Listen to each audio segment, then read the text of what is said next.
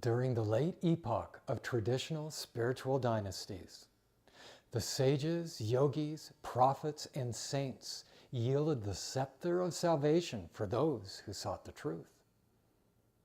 In this age, as the nearsighted hypocrisy of the sacred traditions seal their own fate, seekers now turn to science as their savior.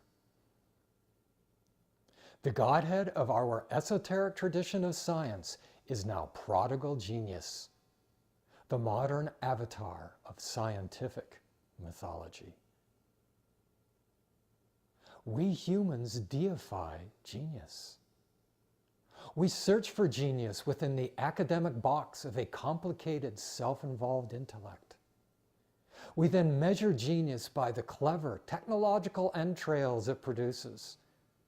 But truly, genius cannot be confined or defined by human interpretation. So what is genius? How do we know genius?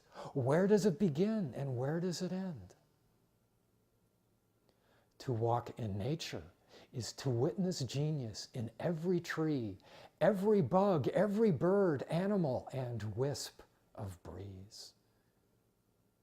While humans search endlessly for genius in the imagination, it pulses simply, intricately, and elegantly through every microcosm and macrocosm of the natural world. Genius was here long before humans took credit for its imagination and manifestation. And genius will remain long after the human interpretation of it disappears.